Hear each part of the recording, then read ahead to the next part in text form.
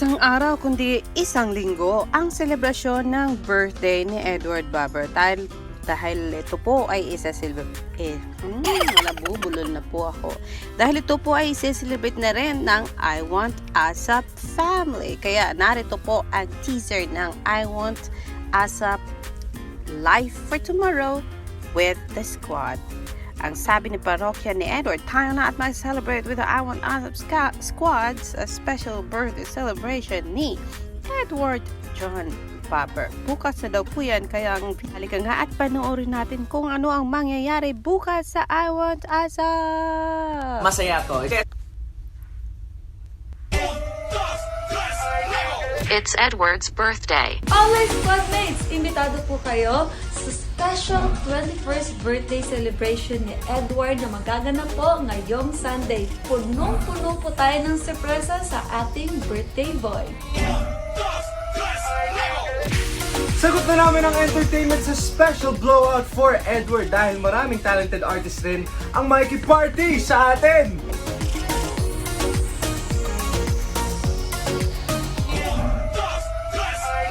Celebrate it with us with the hottest and brightest trending stars.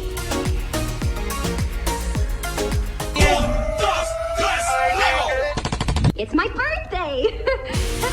This Sunday, I promise, masaya to. Kaya celebrate with me and the rest of the gang dito sa pinaka-fun online show every Sunday. This is I Want ASAP! So yan po, panabik. Nakuha ko rin. Panabik po ang mangyayari bukas kasi isi-celebrate ng I Want ASAP Squad ang birthday celebration ni Edward Barber. Kasi po, alam naman natin na nag-antay po tayo na mag-greet si Maymay and Trata. May nagalit sa akin kasi napaka-chismosa ko daw. Ba't ko papakikialaman? Natapos na naman daw na binati ni Maymay si Edward sa I Want ASAP 2 weeks ago. Sabi niya parang ganon.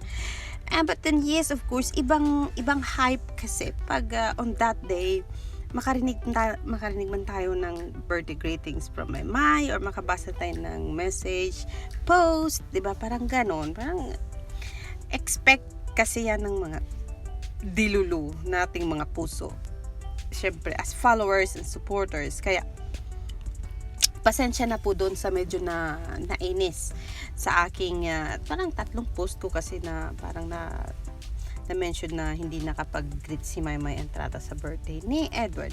But then yes, it's their private life. Kung ano man ang ginawa nila sa private life nila, kung nagbatian man sila o hindi, labas tayo doon. But as supporters, of course, it's our own happiness. Parang masarap sa pakiramdam na makabasa tayo ng mga ganun, and we expected.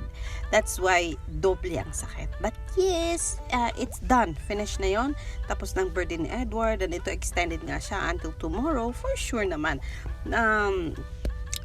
Hindi na rin tayo mag-expect kasi baka masaktan na naman ulit tayo mga ka-Mayward. Basta bukas ay celebration pa rin ng birthday boy na si Edward Barber sa I Want ASAP. Kaya yes, set the date with the I Want ASAP Squad tomorrow. 1 oras lang po yan, kaya 1 oras at mahigit. Kaya medyo yung mga appointments nyo ano nyo na extend, postpone or reschedule para sa I Want ASAP na makakasama natin si Maymay and Edward and the rest of the squad. Yan lang po ang update natin mga ka-Mayward, mga kapuso, mga kapamilya, sino ka pa man dyan, or mga kapatid na nagmamahal kay Maymay at kay Edward.